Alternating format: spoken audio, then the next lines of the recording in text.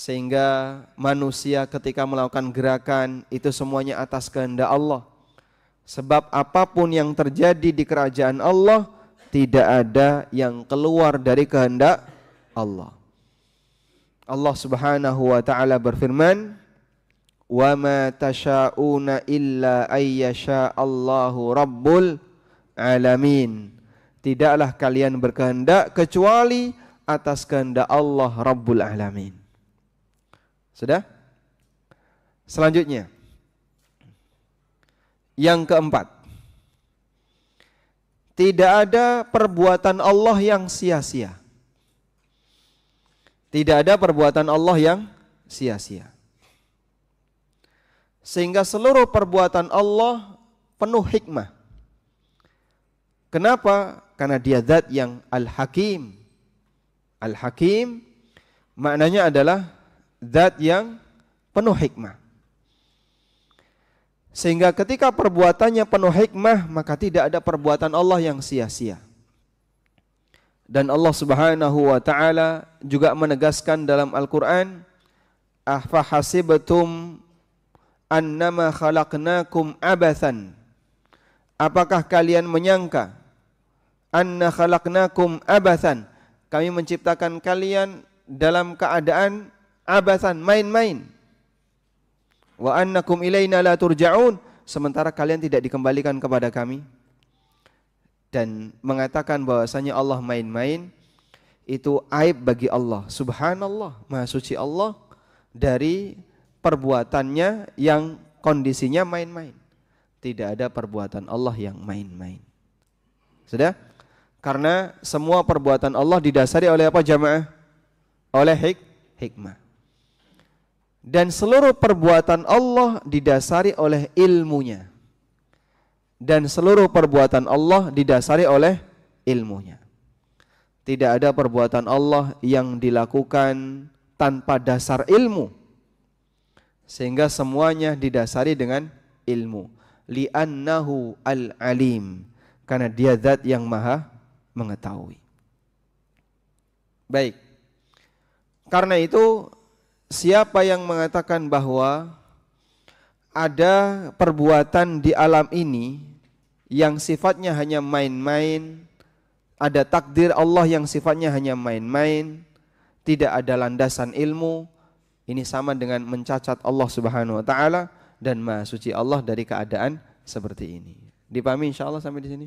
Baik. Selanjutnya. Muqaddimah yang kelima. Tidak semua hikmah dari perbuatan Allah, tidak semua hikmah dari perbuatan Allah, ini saya sudah sampaikan pelan-pelan Mbak ya. Semoga Bapak Ibu bisa mengikuti dengan baik, karena ini masalah yang agak rumit. Tidak semua hikmah dari perbuatan Allah diketahui oleh makhluk. Tidak semua hikmah dari perbuatan Allah diketahui oleh makhluk. Memang terkadang ada aturan Allah, ketetapan Allah yang diketahui oleh makhluk. Sehingga makhluk bisa memahami, oh di balik takdir ini hikmahnya seperti ini. Misalnya ada orang yang dia terjebak macet. Sampai akhirnya dia nggak jadi naik pesawat, ditinggal sama pesawat itu. Akhirnya dia pulang dengan perasaan sedih. Kenapa? Ketinggalan pesawat, kehilangan tiket pesawat. Pulang dia. Sampai di rumah dengar kabar pesawat dengan kode flight sekian hilang dari radar. Akhirnya setelah dicari-cari ada berita pesawat itu kecelakaan. Orang ini biasanya akan komentar, Masya Allah, bagian dari hikmah kejebak macet adalah selamat dari kecelakaan. Ada kayak gitu Pak? Orang bisa berkomentar demikian ketika takdir itu sudah terjadi. Sehingga dia merasa bahwasanya bagian dari hikmah ketika dia ditakdirkan oleh Allah terjebak macet sampai akhirnya ketinggalan pesawat, dia mengetahui setelah takdir itu terjadi. Itu contoh kadang Allah membuka sebagian dari hikmah ketika Allah selamatkan seorang hamba dari adanya mara bahaya. Ada orang misalnya nggak bisa tidur, anaknya nangis terus. Pada waktu dia gendong anaknya mungkin dengan perasaan jengkel, dengan perasaan merasa capek, bapak sudah ngantuk, ibu sudah ngantuk, tapi kok kamu nggak tidur-tidur. Ternyata dalam waktu yang sama ada orang mau maling nggak jadi, kenapa? Karena sing di omah watuk terus. Rokokan maksudnya. Yang punya rumah nggak tidur, akhirnya maling itu pergi, kurusuk-kurusuk, loh siapa itu? Ternyata ada maling. Alhamdulillah rumah saya selamat. Dan bagian dari hikmah atas takdir Allah, anakku dibuat rewel terus, akhirnya saya nggak tidur dan rumahku selamat dari incaran maling. Orang berbicara seperti itu ketika apa? Takdir sudah terjadi. Ini bagian dari hikmah yang ditunjukkan oleh Allah Ta'ala kepada sebagian hambanya. Namun masih banyak takdir Allah yang hikmahnya manusia enggak tahu.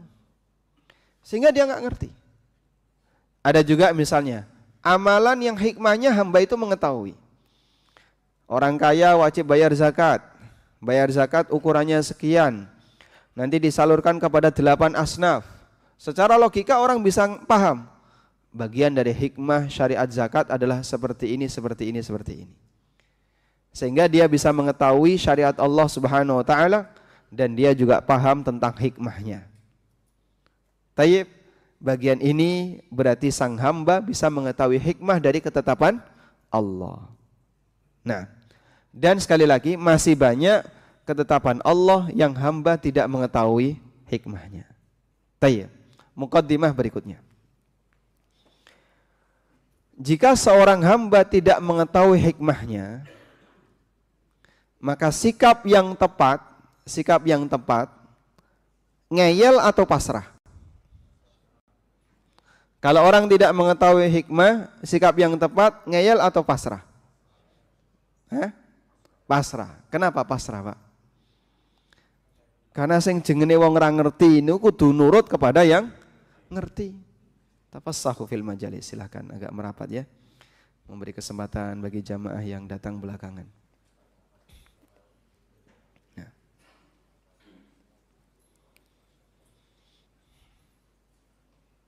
Ada seorang dokter. Dia memeriksa pasiennya.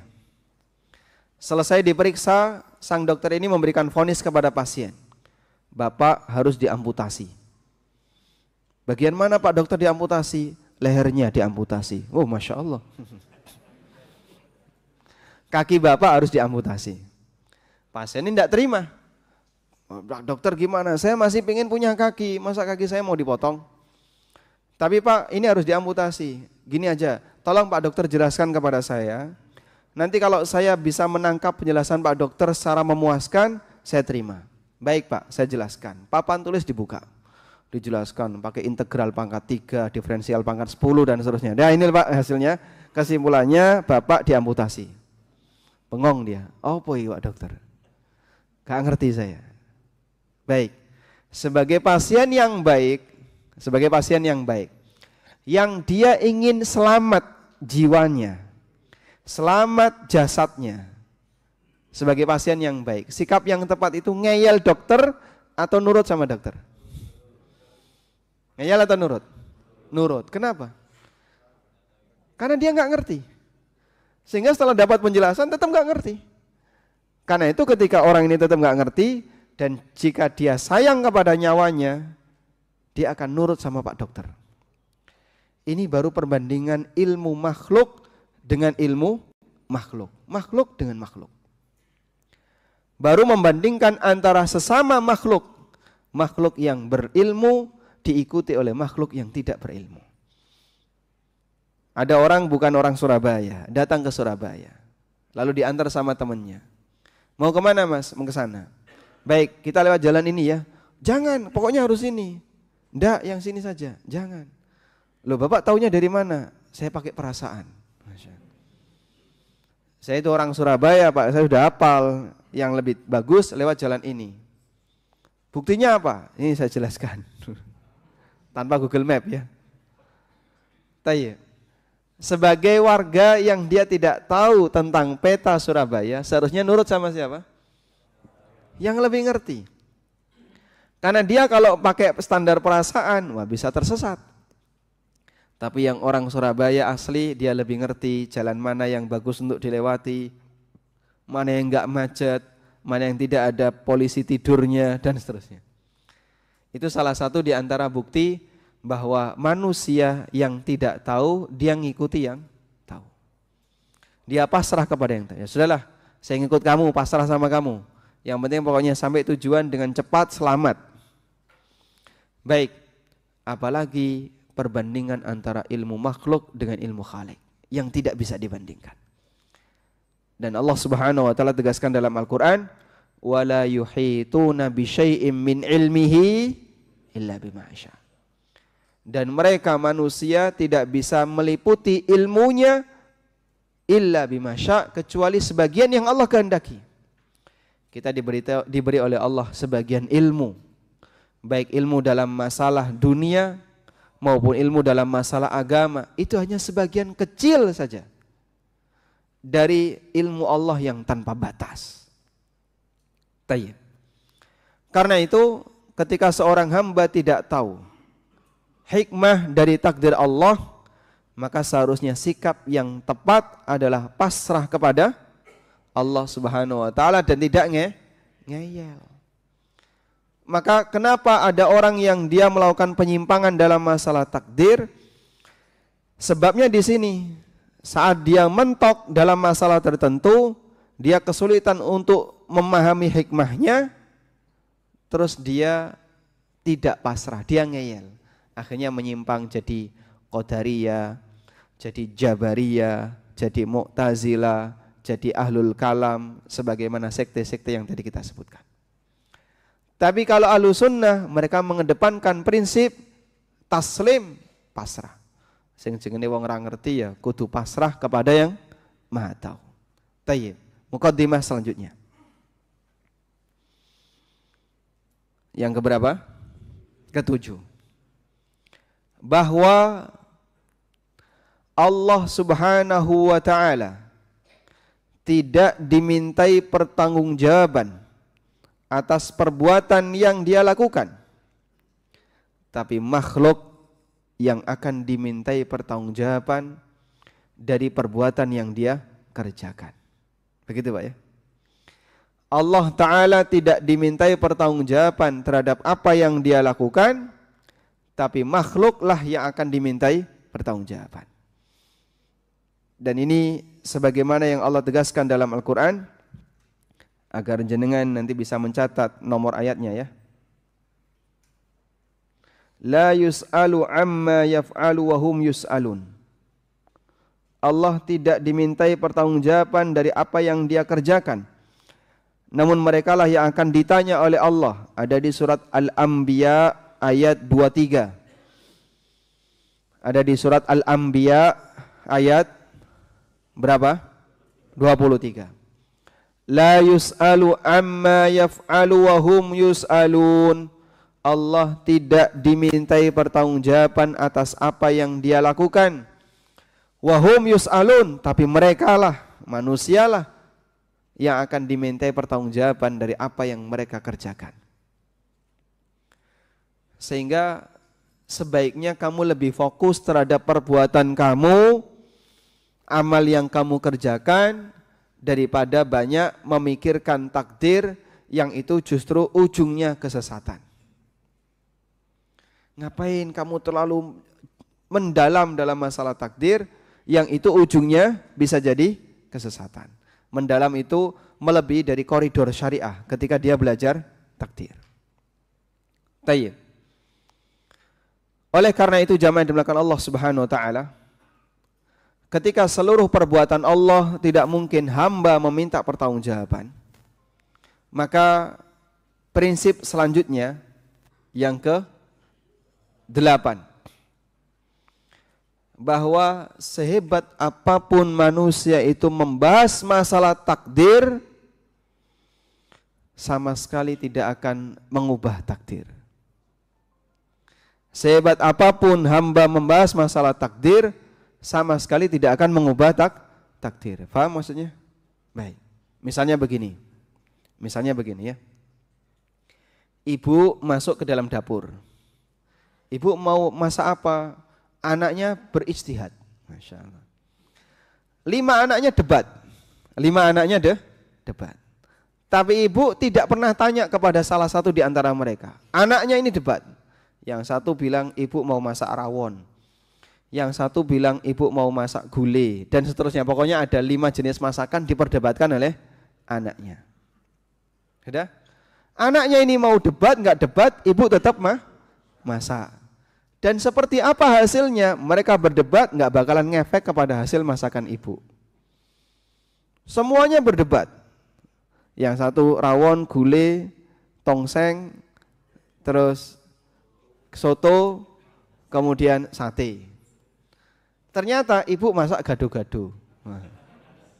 Udah?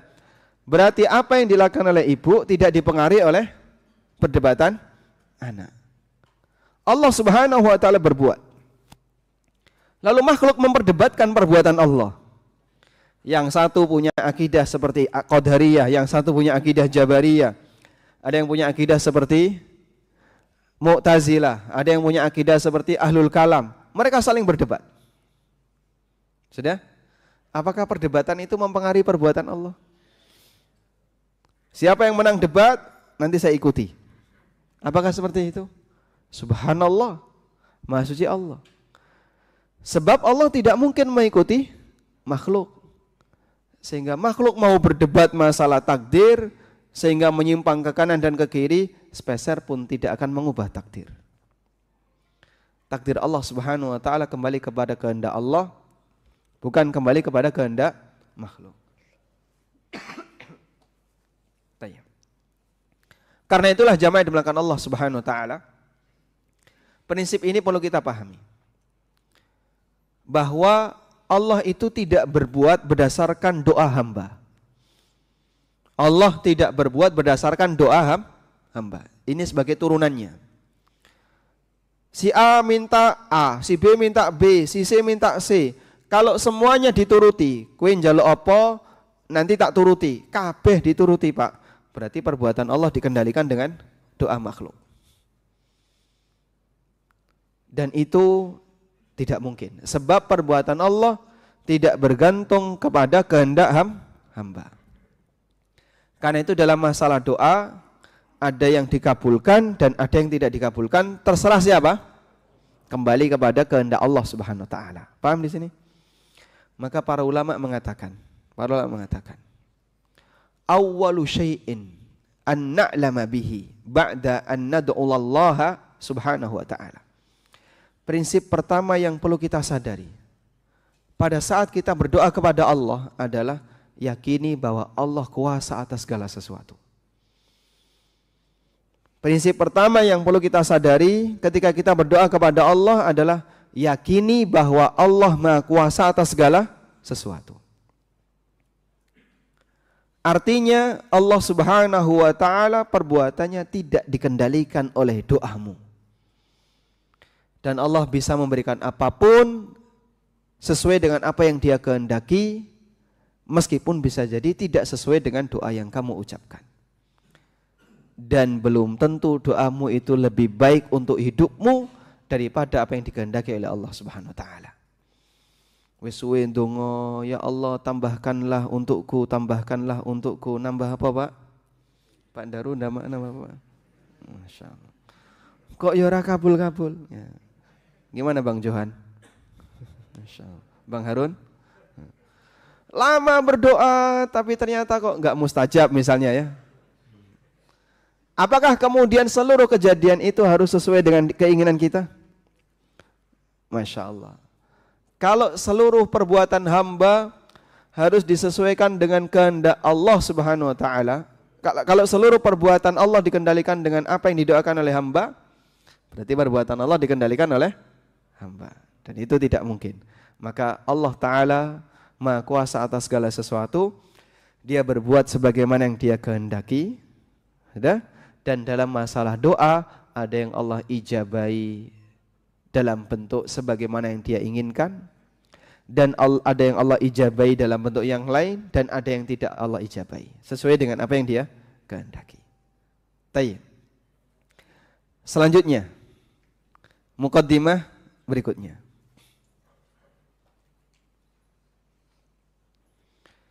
Tidak ada yang bisa protes terhadap keputusan Allah. Sehingga hamba tidak mungkin bisa menolak apa yang Allah kehendaki. Karena Dia adalah Zat Al-Aziz. Dia adalah Zat yang Al-Aziz, Al-Qahhar, Al-Jabbar. Dan makna dari Al-Aziz, salah satunya Izzatullah, di antara maknanya adalah Izzatul Qahr. Izzatul Qahr wal Ghalabah itu maksudnya adalah tidak ada yang bisa menolak kehendak Allah. Semakna dengan ikrar yang kita baca, Allahumma la mani'a lima a'tait wa la mu'tiya lima mana'at. Ya Allah, tidak ada yang bisa menolak apa yang Engkau berikan, dan tidak ada yang bisa memberi apa yang Engkau cegah. Sehingga ketika Allah tolak, gak bakalan terjadi. Dan apa yang Allah putuskan, tidak akan ada yang bisa menolak. Li'annahu al-aziz. Sehingga kita meyakini Allah Ta'ala Zat yang maha azizun, artinya perbuatannya tidak bisa dicegah, tidak bisa ditolak, dan hakimun, tapi Allah tidak berbuat serampangan, tidak berbuat sia-sia, semuanya didasari dengan hikmah. Karena itu dua nama ini sering digandingkan dalam Al-Quran. Innahu azizun hakim. Sesungguhnya Allah maha aziz lagi maha hakim. Tayyib. Selanjutnya bagian yang terakhir ya.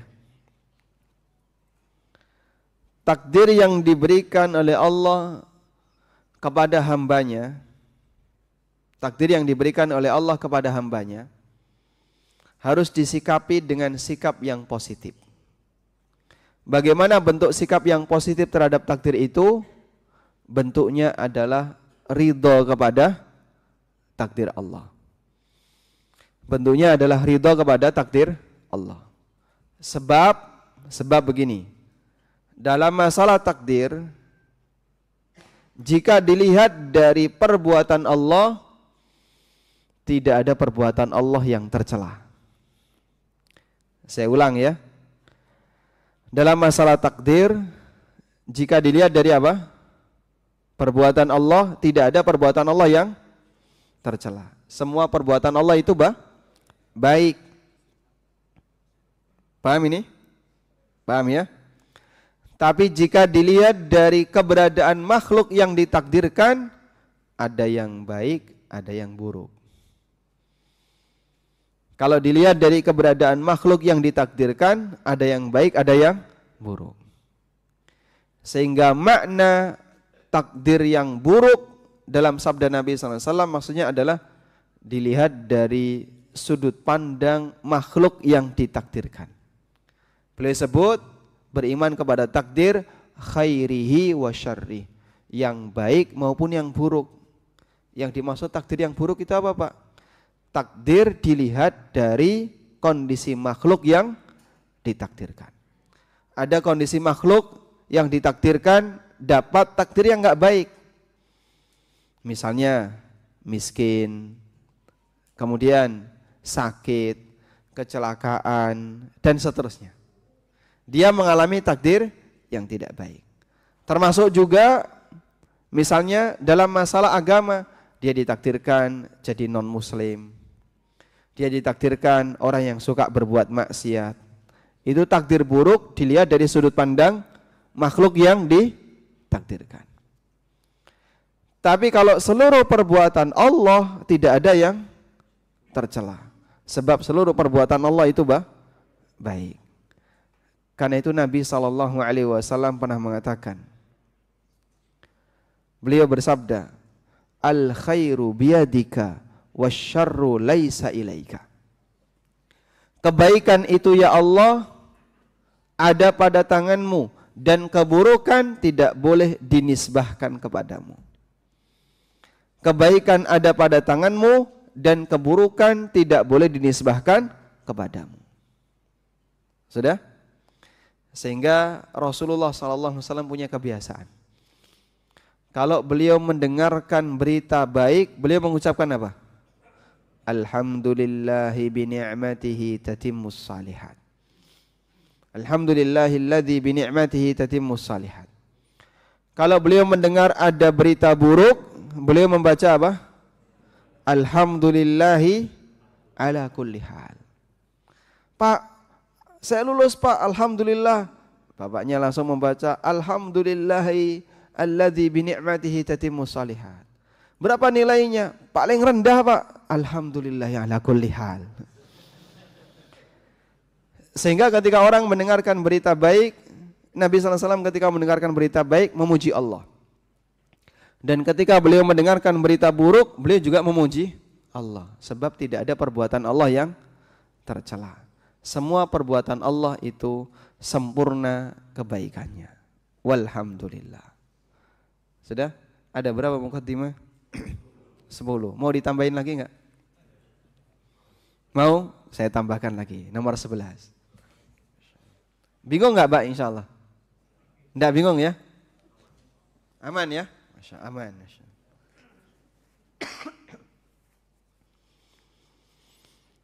Ya kalaupun agak bingung, sabar ya. Pokoknya ikuti saja sesuai dengan prinsip-prinsip yang tadi kita sebutkan. Karena itu insya Allah prinsip Ahlussunnah dalam masalah takdir. Baik. Yang ke-11. Jangan kebablasan dalam membahas masalah takdir. Dan batasan ini pernah disampaikan oleh Nabi SAW. Jangan kebablasan dalam membahas masalah takdir. Kebablasan dalam masalah membahas takdir itu keluar dari koridor yang kita berikan. Sampai ada yang mengatakan Allah tidak adil, ada yang mengatakan Allah Ta'ala tidak menetapkan amal hamba, sampai ada yang mengatakan Allah Ta'ala berbuat seenaknya dan seterusnya. Itu ketika orang kebablasan dalam masalah takdir. Dalam sebuah hadis riwayat Tabrani dan yang lainnya, Nabi SAW pernah bersabda, wa idza dzukiral qadar fa'amsiku. Kalau kalian diajak debat dalam masalah takdir, tahan diri. Kalau kalian diajak debat dalam masalah takdir, fa'amsiku, tahan diri, diam. Jangan diteruskan. Karena kalau diteruskan nanti jadinya kebablasan. Sampai akhirnya orang punya suudzon kepada Allah gara-gara dia bahas masalah takdir tapi melebihi batas. Paham insyaallah? Maka perlu diwaspadai dan dihati-hati sehingga boleh membahas masalah takdir hanya cukup di ruang lingkup sebagaimana prinsip Ahlussunnah. Lebih dari itu bisa jadi orang menjadi kebablasan. Tayyib. Selanjutnya muqaddimah yang ke-12. Baik. Muqaddimah yang ke-12 berkaitan dengan masalah rizki yang Allah takdirkan. Sebenarnya ini sudah tidak lagi fokus di kaidah masalah takdir ya. Cuma ini berkaitan dengan tema kajian di kesempatan kali ini. Judulnya apa? Ketika takdir tidak berpihak kepadaku. Masya Allah. Ini yang judul sinten ini.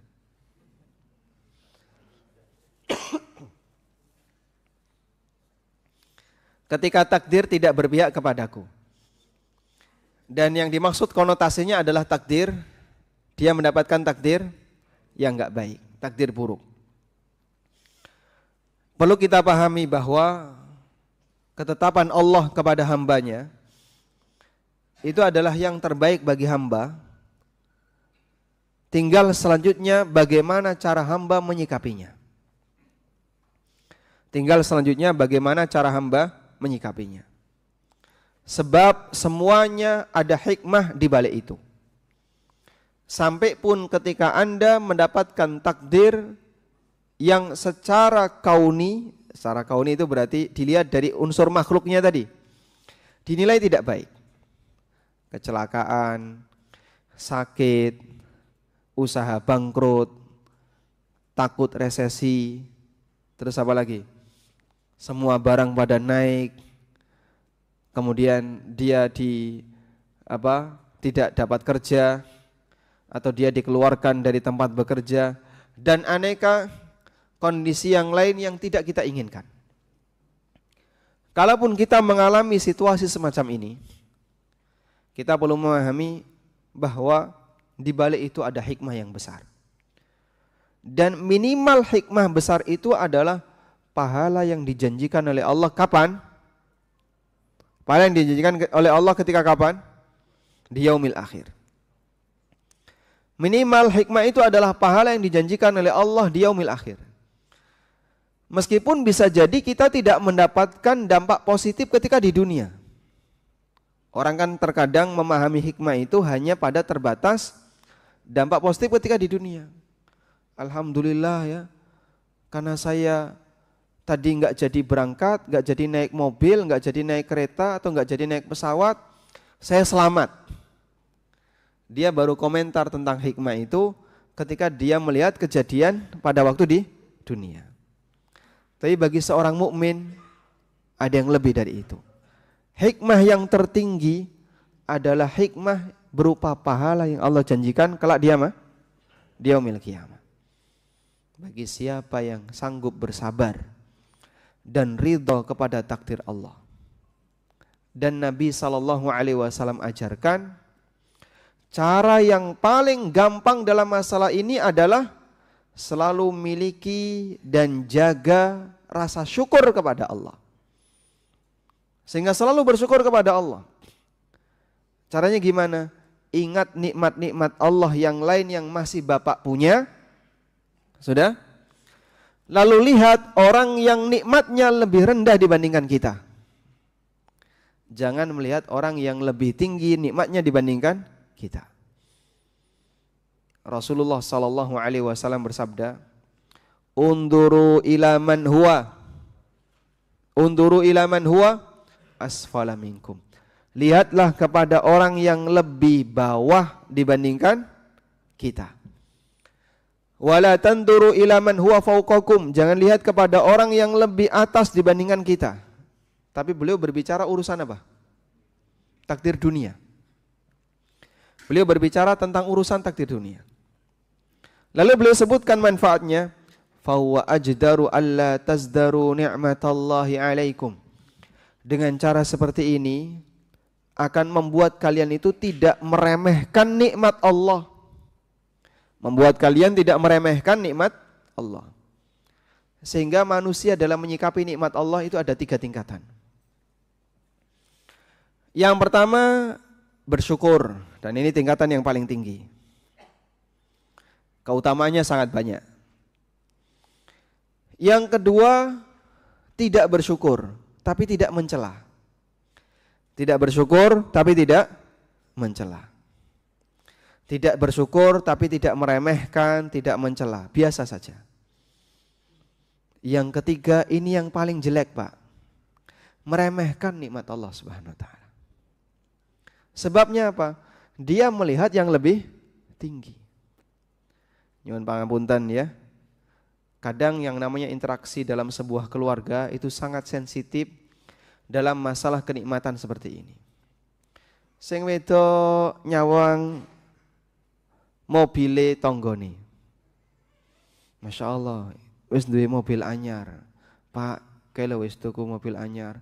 Wae dhewe iki Pak mong wotak-watuk plegak-pleguk motor kok mau plegak-pleguk. Kok ganti to Pak?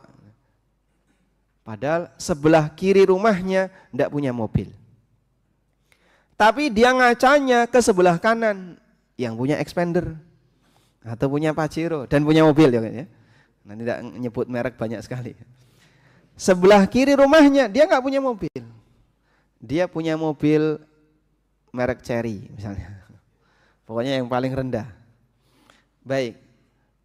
Waktu dia melihat ke sebelah kanan meremehkan mobilnya, andaikan dia lihat ke sebelah kiri, dia akan menghargai mobilnya. Makanya jadilah orang yang pintar menghargai nikmat dengan cara melihat kepada yang lebih rendah. Rumput tetangga kelihatan lebih kuning apa biru? Orang selalu punya daya tarik untuk melihat nikmat orang lain. Ya. Bojoku ya kaya ngene, wis tuwa, ireng, apa meneh? Pesek. Wah. Dia komentar kayak gitu kenapa? Saat hadir di majelis ilmu, kajian, begitu bubar kajian, melihat suami temannya, melihat istri temannya, dan seterusnya. Lalu keluar komentar kayak gitu. Kue kaya bunder.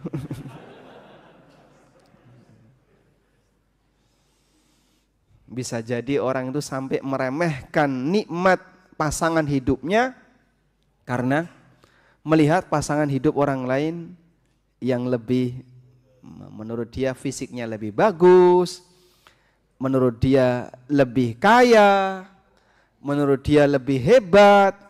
Sampai kadang sing lanang dilokno dadi wong lanang ra iso apa-apa. Itu kenapa? Karena masalah meremehkan nikmat. Jangan kedindase dulu Pak ya. Kita bisa jadi juga punya pengalaman yang sama.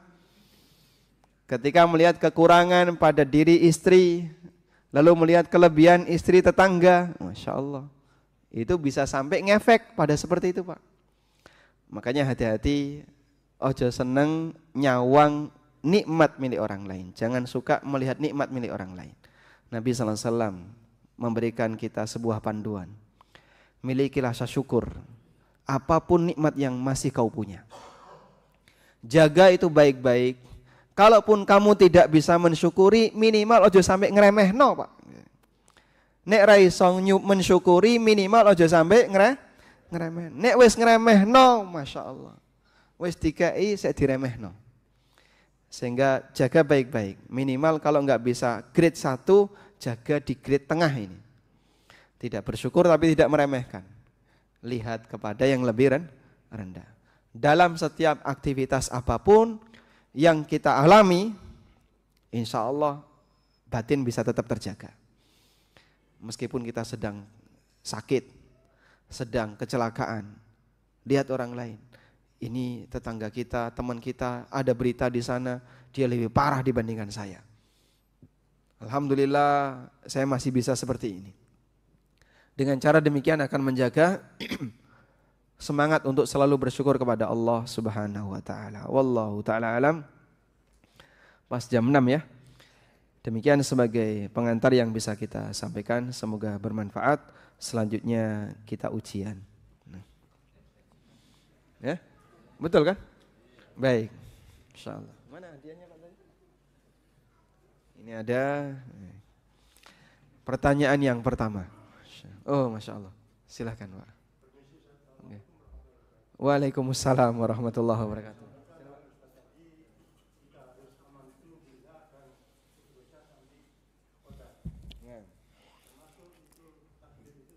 Oh. Takdir itu termasuk gaib. Nah,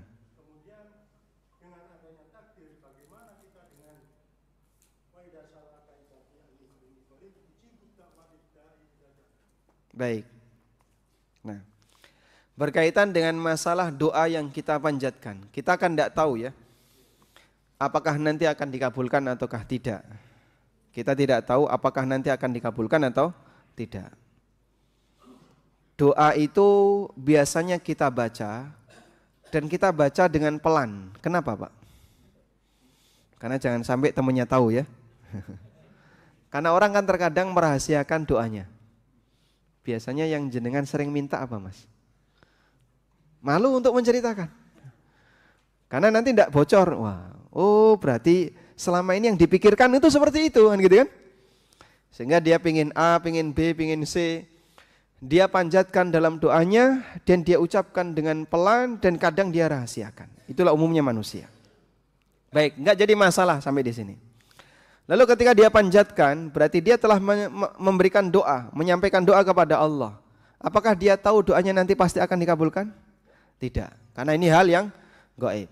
Selanjutnya, jika doanya belum pasti dikabulkan, lalu bagaimana dengan firman Allah Ta'ala? Wa idza sa'alaka ibadi fa inni qarib ujibu da'watad da'i idza da'an.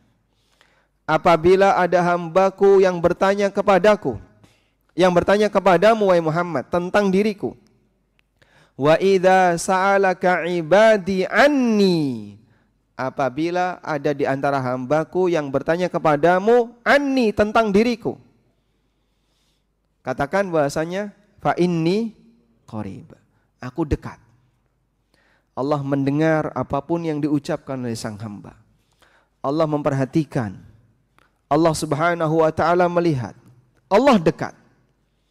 Ujibu da'watad da'i idza da'an, aku mengijabai doanya orang-orang yang berdoa saat dia panjatkan doa itu. Baik, tolong digarisi bagian aku mengijabai, kasih garis bawah. Mengijabai itu tidak sama dengan mengabulkan sesuai yang diinginkan. Paham Mbak ya? Mengijabai itu kalau bahasa kita sama dengan merespon. Mengijabai bahasa kita sama dengan apa? Merespon. Dan respon itu tidak harus linear sesuai dengan apa yang diminta oleh hamba. Jangan minta rizkinya dilancarkan, dikasih anak oleh Allah. Ya Allah, saya itu minta agar gaji saya dinaikkan, rezeki saya dilancarkan, kok malah ditambahi anak ya Allah. Loh, memang kenapa kena ditambahi anak, nambahi beban? Misalnya ya. Jadi dalam bayangan manusia, ijabah itu bentuknya adalah diberi sesuai apa yang dia minta. Ini keliru. Yang benar ijabah itu respon yang diberikan oleh Allah untuk orang yang berdoa. Dan respon yang diberikan oleh Allah untuk orang yang berdoa, kata Nabi SAW dalam hadis riwayat Muslim, ada 3 kemungkinan. Beliau SAW bersabda, idza sa'alal muslimu rabbahu, apabila ada seorang muslim yang dia meminta kepada Allah, berdoa kepada Allah, lam yakun fihi ithmun wala qati'atu rahim, dan dalam doanya tidak mengandung dosa dan tidak memutus silaturahmi. Doa yang tidak mengandung dosa maksudnya gimana? Doa yang mengandung dosa itu misalnya orang memohon kepada Allah agar diberi kemudahan untuk melakukan maksiat. Ya Allah, tolonglah aku agar bisa mendem. Nah, itu. Ini doa yang isinya apa? Dosa. Sehingga dia meminta kepada Allah untuk dimudahkan melakukan maksiat. Tidak boleh kayak gini. Ini doa yang mengandung dosa. Atau memutus silaturahmi. Contohnya apa? Benci sama saudaranya, benci sama masih kerabatnya, ya Allah matikanlah dia. Dia minta kepada Allah agar orang itu diwafatkan. Ini doa yang memutus silaturahmi. Kata Nabi SAW, kalau seorang muslim berdoa dan tidak mengandung salah satu dari 3 unsur ini, maka Allah Subhanahu wa taala akan memberikan 3 pilihan. Allah akan memberikan salah satu dari 3 hal. Yang pertama, Allah berikan sesuai apa yang dia minta. Yang kedua, au yusrifa anhu, atau Allah palingkan dia dari mara bahaya. Yang mislahu, yang semisal nilainya dengan apa yang dia minta. Misalnya dia minta kelancaran rizki, tapi Allah wujudkan dalam bentuk dia diselamatkan dari bencana, yang andaikan bencana itu menimpanya, biayanya bisa jadi lebih gede daripada rizki yang Allah berikan. Atau yang ketiga kata Nabi SAW, au yaddakhira lahu yaumal akhirah, atau akan Allah simpan untuknya dan akan Allah berikan hasilnya kelak di hari kiamat. Itu 3 respon yang diberikan oleh Allah, dan 3 respon ini hanya ada satu kemungkinan yang diwujudkan sesuai dengan apa yang diminta. Paham di sini jemaah? Baik. Karena itu para sahabat ketika mendengarkan ini beliau mengatakan, "Idzan nuqsir ya Rasulullah." Kalau begitu kita perbanyak doa ya Rasulullah. Kata Nabi SAW, Allahu aktsar. Allah lebih banyak lagi ketika memberikan kepada hamba. Maka berdoa itu enggak ada ruginya jemaah. Berdoa itu tidak ada ruginya. Sebab ketika orang itu berdoa, ada 3 kemungkinan jika doa itu memenuhi syarat untuk diijabai. Yang pertama, diwujudkan. Yang kedua, diselamatkan dari bencana yang senilai dengan perwujudan itu. Yang ketiga apa Pak? Jadi simpanan di akhirat. Sehingga enggak ada ruginya. Karena itu Nabi Zakaria alaihissalatu wassalam, beliau berdoa kepada Allah Subhanahu wa taala dalam kondisi peluang dikabulkannya doa itu unsurnya sangat kecil. Beliau minta apa? Diberi anak. Padahal beliau sudah tua, istrinya sudah tua plus mandul. Waktu usia produktif sampai istrinya menopause, doa itu belum pernah dikabulkan. Tapi sampai di situ Nabi Zakaria enggak pernah berhenti untuk berdoa, selalu meminta terus. Lalu beliau mengatakan, "Walam akum bidu'aika rabbi syaqiyya." Dan aku tidak ada ruginya ya Allah ketika berdoa kepadamu. Meskipun peluang dikabulkannya sangat kecil. Sehingga kalaupun tidak dikabulkan di dunia, beliau berharap nanti akan ada simpanan di akhirat. Dengan berdoa kepada Allah Subhanahu wa taala. Karena itu ayat tadi tidak dusta, Pak. Ujibu da'watad da'i idza da'an. Aku merespon setiap orang yang berdoa. Itu bentuknya jangan dipahami diwujudkan sesuai yang diminta. Karena respon itu ada banyak bentuk. Sehingga kita pahami, kalaupun apa yang saya minta kok ternyata enggak kabul, semoga nanti dikabulkan di akhirat. Ya Allah, tambahkanlah istri untukku. Sampai mati gak tambah-tambah. Tapi Allah kasih tambahan bidadari misalnya. Ketika di surga. Seneng badan? Pengen di dunia? Pengen di dunia atau pengen di surga? Dua-duanya. Masya Allah.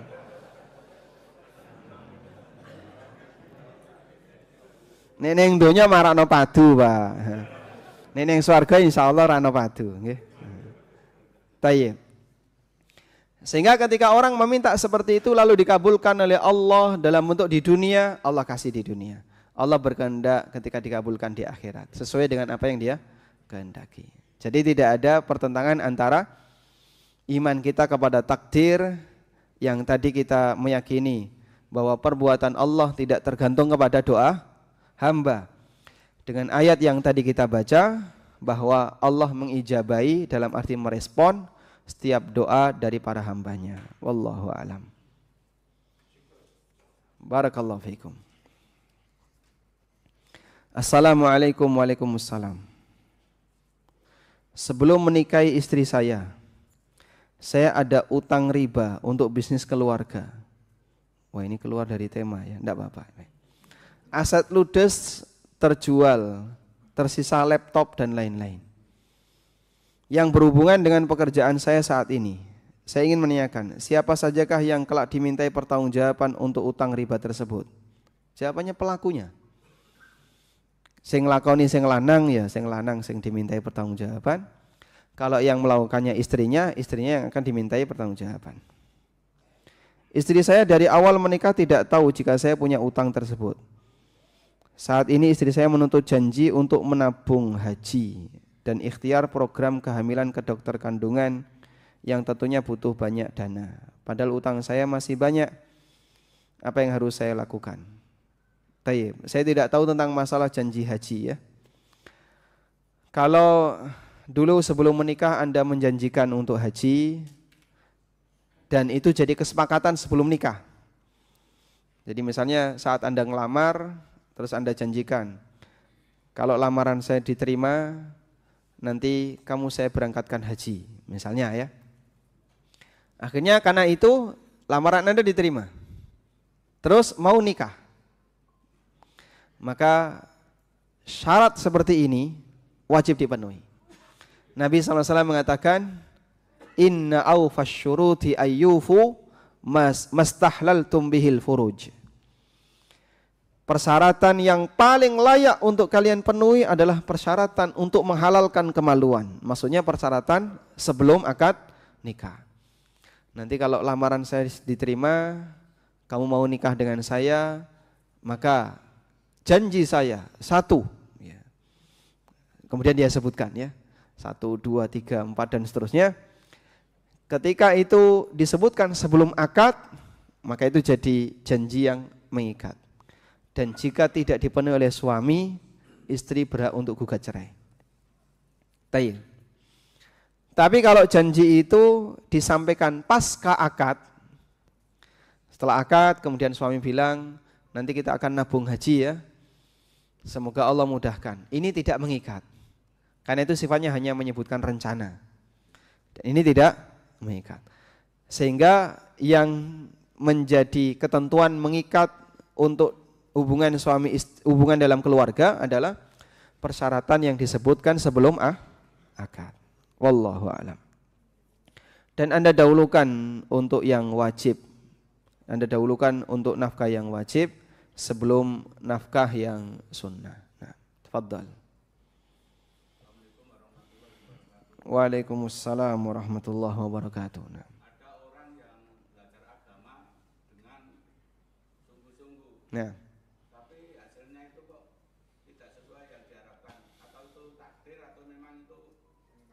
Malas gitu ya. Masya Allah. Tayyib. Waalaikumsalam warahmatullahi wabarakatuh. Ada orang yang sudah sungguh-sungguh belajar agama, tapi hasilnya kok tidak sesuai yang diinginkan. Yang diharapkan hasilnya kayak gimana, Pak? Jadi ustadz gitu. Masya Allah, baik. Tayyib. Memang dalam belajar ilmu agama itu kalau bisa ada target jamaah. Kalau bisa ada target. Dan ilmu yang paling pokok untuk diketahui oleh setiap orang yang mau belajar agama dengan serius adalah bisa baca kitab Arab. Karena ini ilmu alat yang paling pokok. Sebab kalau dia hanya mengandalkan yang bahasa Indonesia seperti ini Pak, ya terbatas sekali. Buku-buku yang berbahasa Indonesia itu sangat terbatas. Tapi kalau bukunya bahasa Arab itu banyak Pak. Buku yang berbahasa Arab itu banyak dan banyak sekali yang belum diterjemahkan. Karena itu kalau ingin berkembang dalam belajar agama, kita harus bisa bahasa Arab. Maka saya sarankan kepada jamaah, kalau memang ingin serius belajar ilmu agama, alhamdulillah sudah pensiun misalnya, tidak ada kesibukan yang lain. Orang kadang pensiun itu kan sindrom ya. Dia tiba-tiba muncul ketakutan, nek nganggur piye, Masya Allah Pak. Jadi wong muslim insya Allah gak ada yang nganggur Pak. Sampean masuk pondok, datang ke pesantren atau datang ke tempat kajian, ada kegiatan. Ngopo Mas ning kono? Sampeyan sudah hafal Quran belum? Belum, kesibukan menghafal Quran. Tapi wis tua kaya ngene, tidak ada istilah batasan umur dalam menghafal Quran. Coba dibuka di mushaf ada enggak aturan? Aturan 1 yang boleh menghafal maksimal usia 60 tahun, ada? Ada Pak? Kalau berangkat haji ada Pak? Untuk sekarang kan ketentuan pemerintah. Tapi kalau masalah membaca Quran, menghafalkan Quran, tidak ada batasan usia. Tayyib, kok hasilnya misalnya saya sudah berusaha untuk menghafalkan Quran, tapi kok susah sekali ya. Maunya 30 juz, tapi ini juz 30 aja nggak kelar-kelar. Sabar ya, sabar. Yang penting proses. Dalam belajar itu yang penting apa? Proses. Masalah hasil tawakal kepada Allah Subhanahu wa taala. Sebagaimana dalam mencari dunia, orang belum tentu mendapatkan hasil sebagaimana yang dia inginkan.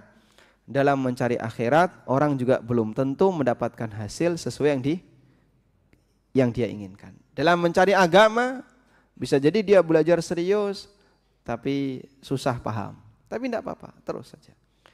Pahala itu ada pada proses. Sementara hasil sesuai dengan apa yang dikehendaki oleh Allah Ta'ala. Dulu waktu saya belajar, ya Al-Ustadz menyampaikan, gak dong saya, tidak ngerti. Itu berlangsung selama bertahun-tahun. Tapi catatannya ada. Ustadz Aris menyampaikan sesuatu itu gak paham tapi tak catat. Tapi gak paham Pak, pokoknya karena saya punya prinsip, gak ngerti dilek. Ini buatan sakit dikunyah, diapain Pak? Ditelan. Gak ngerti, ditelan apa adanya. Sudah sekian tahun berikutnya saya baru paham. Oh, iki dhisik sing diajari gak ngerti itu di sini, Pak. Catatannya ada. Tapi dulu waktu belajar gak ngerti. Sekian tahun berikutnya baru ngerti. Nah, mungkin Bapak Ibu kalau mengalami situasi seperti itu, anggap itu hal yang wajar dalam proses belajar. Nah. Baik. Apakah ada dalil doa mengubah takdir, padahal takdir sudah ditulis di Lauhul Mahfuz? Nah, waalaikumsalam warahmatullahi. Tentang masalah doa mengubah takdir, disebutkan dalam hadis, meskipun hadis ini diperselisihkan oleh para ulama. Innahu la yaruddud du'a, innahu la yaruddul qadar illa du'a. Tidak ada yang bisa menolak takdir kecuali doa. Namun hadis ini diperselisihkan oleh para ulama. Sebagian ada yang menilai dhaif, sebagian ada yang menilai sahih. Bagi mereka yang ditanya dan dia nilai hadis ini dhaif, dia cukup bilang hadis ini dhaif. Jadi enggak usah diteruskan kalau sudah disebut dhaif. Berarti diduga bukan sabda Nabi sallallahu alaihi wasallam. Namun bagi mereka yang mengatakan hadis ini sahih, maka perlu dicari maknanya. Apa makna dari hadis ini? Para ulama mengatakan ada dua pendekatan dalam masalah ini. Pendekatan yang pertama adalah pendekatan dilihat dari perbuatan makhluk. Makhluk itu merasa bahwa doa inilah yang mengubah keadaannya. Misalnya dia sakit, lalu dia berdoa sampai akhirnya sembuh. Dia merasa bahwa takdir sakitnya berubah setelah dia berdoa. Sehingga makna dari hadis Nabi SAW, innahu la yaruddul qadar illa du'a, tidak ada yang menolak takdir kecuali doa dalam perasaan manusia. Dan itu agar memotivasi para hamba untuk lebih sering berdoa, serius dalam berdoa. Sebab doa ini akan mengubah keadaanmu. Kamu sekarang kondisinya apa? Seperti ini. Terus berdoa, semoga nanti berubah. Belajar, gak iso-iso, berdoa, semoga nanti bisa. Sehingga dalam perasaannya, doa itu yang mengubah keadaannya. Ini pendekatan yang pertama. Pendekatan yang kedua, bahwa takdir itu memang real berubah. Tapi yang berubah adalah takdir yang ada dalam catatan malaikat. Saat janin itu berusia 120 hari, Allah Subhanahu wa taala mengutus siapa? Malaikat. Malaikat ini membawa apa? Membawa ruh dan mencatat takdir. Wa yu'maru bi arba'i kalimatin. Malaikat ini diperintahkan untuk mencatat 4 takdir. Nah, ini berarti ada takdir Allah yang diketahui oleh malaikat. Berarti takdir ini diketahui oleh siapa? Malaikat. Malaikat yang mencatat takdir tadi. Sebab dia yang diperintahkan oleh Allah untuk mencatatnya. Sementara yang di Lauhul Mahfuz tidak ada makhluk satupun yang tahu. Tidak ada yang tahu kecuali Allah Subhanahu wa taala. Paham di sini? Baik, berarti berbeda dong antara takdir Lauhul Mahfuz dengan apa yang dicatat oleh malaikat. Padahal di Lauhul Mahfuz tidak ada yang tahu kecuali Allah. Kalau takdir catatan malaikat ini sama sebagaimana di Lauhul Mahfuz, berarti ada bocoran Lauhul Mahfuz. Berarti ada bocoran untuk takdir di Lauhul Mahfuz. Lauhul Mahfuz itu artinya apa, Pak? Lembaran Al-Mahfuz yang terjaga. Terjaga dari apa? Dari pengetahuan makhluk. Makhluk tidak tahu. Baik. Karena itu untuk takdir yang kedua ini memungkinkan berubah. Namun takdir di Lauhul Mahfuz tidak mungkin berubah. Sehingga makna tidak ada yang menolak takdir kecuali doa, maksudnya takdir untuk yang dicatat oleh malaikat. Sesuai dengan apa yang dikehendaki oleh Allah Ta'ala. Malaikat mencatat 4 takdir. Di antaranya apa? Rizkinya, ajalnya, jadi orang baik atau orang yang celaka. Sudah. Sementara dalam hadis yang lain, silaturahmi bisa menambah umur, bisa melapangkan rizki. Dan itu sebagian penjelasan ulama, malaikat mencatat misalnya si A umurnya 60 tahun. Lalu karena dia rajin silaturahmi, Allah perintahkan malaikat tambahkan umurnya jadi 65. Lapangkan rizkinya jadi sekian. Sehingga sudah pensiun tapi makin kaya misalnya ya. Sah-sah saja sesuai dengan apa yang dikehendaki oleh Allah Ta'ala. Perubahan itu tidak ada di Lauhul Mahfuz, tapi adanya di takdir malaikat. Sehingga lembaran Al-Mahfuz tetap terjaga sesuai dengan apa yang Allah takdirkan di masa azali, di zaman azali. Namun takdir yang dibawa oleh malaikat inilah yang berubah. Wallahu a'lam. Nah. Sampai jam berapa Pak Daru kita? Masya Allah, ini banyak masalahnya.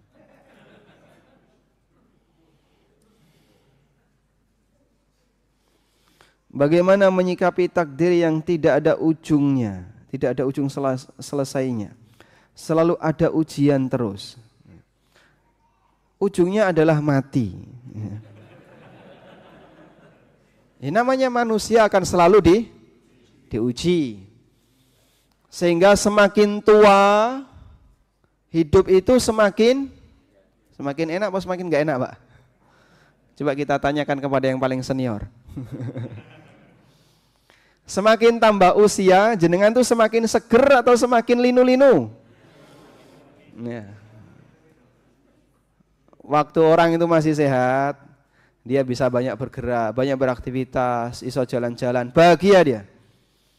Tambah umur, tambah mulai pegel, dijak jalan-jalan, krasa pegel dan seterusnya. Penurunan kekuatan manusia dalam menikmati kenikmatan dunia. Hamba itu pasti akan mengalami penurunan dalam menikmati kenikmatan dunia. Ketika masih muda, wah canom ya, bisa jalan-jalan kemana, naik gunung, nyemplung segoro ya, ilang ning gua, masih muda Pak. Makan apapun bisa, apa wae kelebu. Begitu sudah tua, mulai turun kemampuan untuk menikmati kenikmatan dunia. Makanya kenikmatan bagi orang yang sudah senior adalah kenikmatan batin. Ketenangan ketika bersama Quran, ketenangan ketika mendengarkan pengajian, ketenangan ketika membaca kalamullah, ketenangan ketika berzikir, dan peringatan untuk selesai kajian. Nah. Jadi maksud saya begini ya, kalau kita menyadari saya sudah banyak kekurangan fisik ya, wis kedengkul, wis linu-linu, awak wis lara kabeh, kok masih terlalu bernafsu untuk urusan dunia, eleng Pak ya, sampean ki wis putih kabeh ya. Sudah saatnya mengalihkan nikmat dunia kepada nikmat batin. Dan nikmat batin itu adalah ketenangan ketika seseorang dekat dengan Allah, ketenangan zikir, ketenangan agama dan seterusnya. Bersyukur Pak, kalau jenengan ketika pensiun yang dipepet itu masjid. Ada orang yang pensiun malah senengannya dolanan manuk, ya. dolanan iwa. Ini Masya Allah, katanya nyari kesibukan mas. Kesibukan yang lain masih banyak yang bisa menyebabkan ketenangan batin.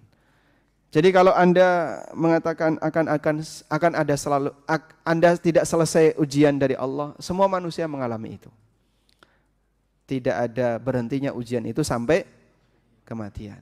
Dan kata Nabi SAW, seorang mukmin akan selalu diuji oleh Allah sampai ketika dia menghadap Allah, walaysa lahu, dan dia tidak punya al-itsm, dia tidak punya dosa, dia bersih dari dosa.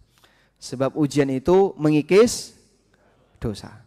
Itulah kelebihan yang Allah berikan kepada mukmin. Ujian yang dia alami tidak ada yang sia-sia, dijadikan oleh Allah sebagai sumber pahala atau penghapus dosa. Wallahu ta'ala alam. Demikian yang bisa kita sampaikan. Semoga menjadi kajian yang bermanfaat. Dan beberapa pertanyaan yang ditulis dalam kertas, insya Allah nanti kita akan bawa ke majelis berikutnya. Semoga nanti bisa kita baca ulang ya. Ini selanjutnya hadiah buku fikih bermadzhab. Pertanyaannya, sebutkan dengan hafalan ya 5 prinsip dalam masalah iman kepada takdir. Tafadhol. 1.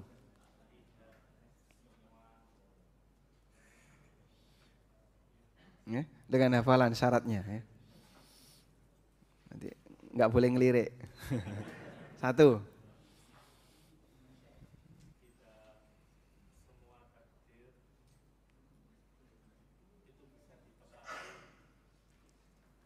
Tidak semua takdir.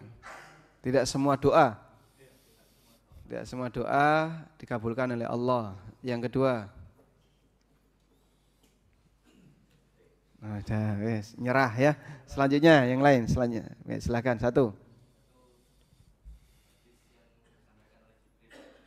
Isinya apa itu?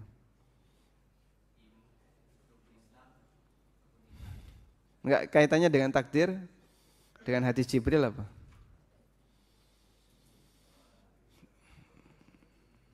Bahwa belajar takdir bagian dari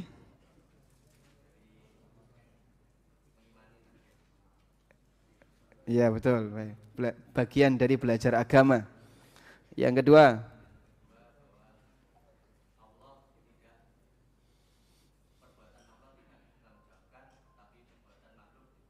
baik, yang ketiga, coba Anda kenal nama-nama Allah ya. Lah ini turunannya itulah bagian dari iman kepada takdir. Yang ketiga, Allah,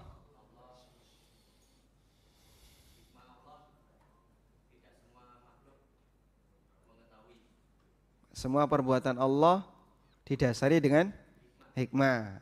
Yang keempat, tak bantu sedikit ini. Tidak semua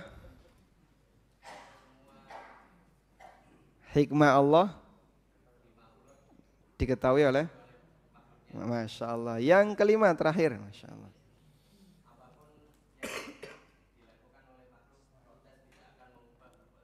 Barakallah. Masya Allah. Baik. Hadiah berikutnya. Nah, sebutkan 3 sekte yang menyimpang dalam masalah takdir. Wah, Masya Allah. Gampang ini ya. Tadi yang paling cepat mana Pak? Baik beliau. 1. Qadariyah, Jabariyah, Mu'tazilah. Ya Masya Allah. Berikutnya ya. Berikutnya. Apa prinsip pertama yang harus kita yakini ketika berdoa?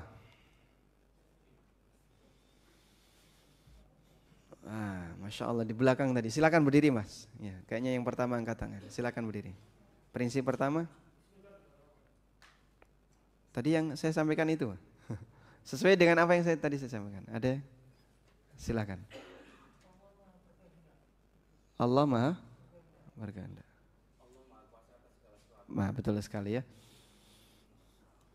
Prinsip pertama yang harus kita pahami saat kita berdoa adalah innallaha ala kulli syai'in qadir. Allah Maha Kuasa atas segala sesuatu. Nah, itu turunannya Allah memberikan sesuai apa yang Dia kehendaki dan apa yang Dia tetapkan tidak ada yang bisa menolak. Karena Dia kuasa atas segala sesuatu dan Dia kuasa untuk memberikan yang terbaik bagi hambanya meskipun tidak diminta. Masih ada ya hadiah yang serupa. Pertanyaan selanjutnya. Nah, sebutkan nama sahabat yang meriwayatkan hadis Jibril. Masya Allah. Umar atau Abu Hurairah tadi? Yang benar. Yakin? Yakin ya? Baik, hadisnya gimana? Hah? Baik, dalam hadis Jibril ada berapa yang dibahas? Rukun Islam, rukun iman, ihsan. Masya Allah, barakallahu fiik. Baik, sebutkan dalil bahwa perbuatan Allah tidak dimintai pertanggungjawaban. Surat Al-Anbiya ayat 23. Gimana bunyinya? Malikan. La yus'alu amma yaf'alu wa hum yus'alun. Baik. Baik. Apa makna nama Allah Al-Aziz? Nah, silakan. Dua-duanya boleh. Salah satu dulu. Yang Maha Perkasa. Baik, dapat hadiah. Lengkapi sebelahnya.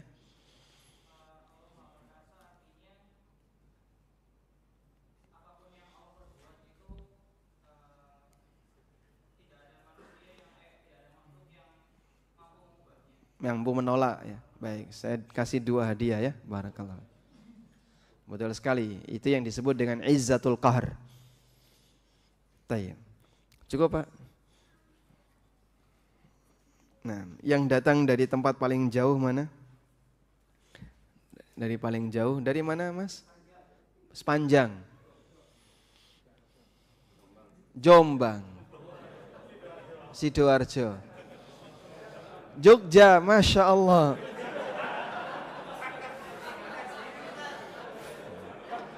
Yang dari Jogja itu jangan-jangan punya istri kedua di sini tuh.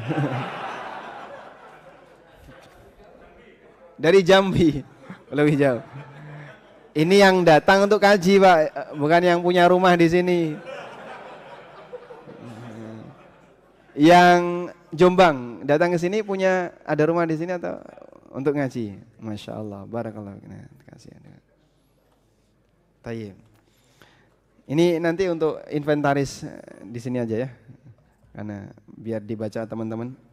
Tayyib, demikian yang bisa kita sampaikan, semoga bermanfaat. Wassallallahu ala nabiyyina Muhammadin wa ala alihi wa sahbihi wa sallam wa akhiru da'wana alhamdulillahi rabbil alamin.